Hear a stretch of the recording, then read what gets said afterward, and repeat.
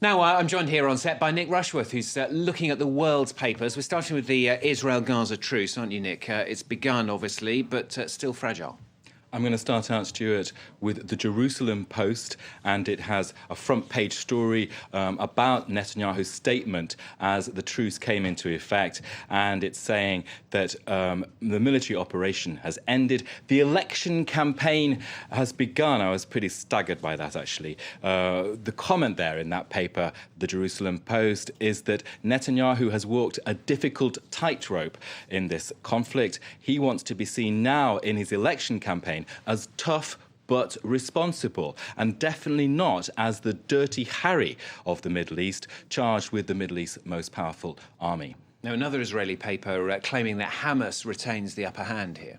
Well, this is in Ynet News, which is the website for Yediot Aronot, and it's saying, listen now, the truth must be told. What is really happening is that it's Hamas who will decide as this lull in the conflict lasts. The quote there that stood out for me was that Israelis are expecting their prime minister and the defense minister to let Israelis live in peace now. The fact is, it is a shame that that will not happen. The height of the flames will be decided in Gaza, that piece says, and so far it points out there, Hamas has not blinked, it has not waved a white flag.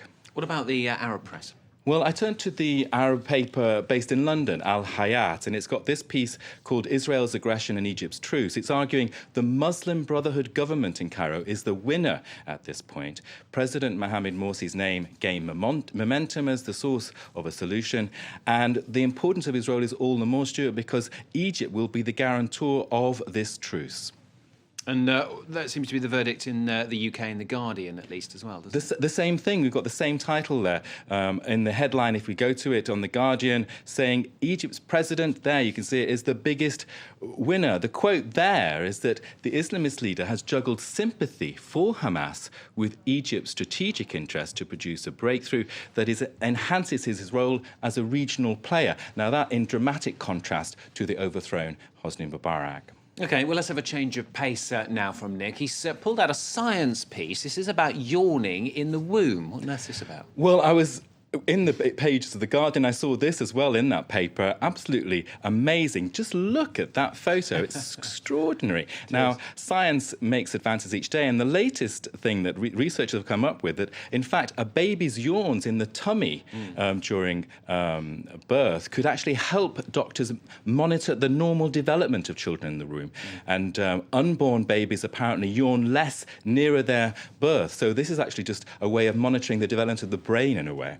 Also, in terms of sheer wow factor this morning, I saw this in The Independent, also in the UK. Get this, Stuart. China, look at that, is to build the world's tallest building in 90 days. 90 days? It's incredible, isn't it? They're going to do 220 floors right into the sky, and it's going to be called Sky City. And it'll be built in Changsha, which is Mao Zedong's hometown, which is in southeast China, inland from between Shanghai and Guangzhou. I don't know how they do that. With that bamboo scaffolding, it's pretty... I was going to say, I hope it stays up for longer than 90 days as well. And to end with, Nick, you're seeing... I saw a piece in the Wall Street Journal. Say what? French TV in English. Say what? It's a kind of franglais gone mad, isn't it? You can see it. Say what? French TV in English. It's not about us, France 24. It's about a trend which is emerging about TV shows being made abroad in English for the world market. It's a way of competing with Hollywood. And the story begins there in the Wall Street Journal of a Paris cop going along to the Eiffel Tower. A supermodel's been pushed off the edge, and the biggest mystery is not why is she being killed, but why is he speaking in English? Exactly. Perfect stuff. All right, Nick, thanks very much. Merci beaucoup. Nick Rushworth, the International Papers on France 24.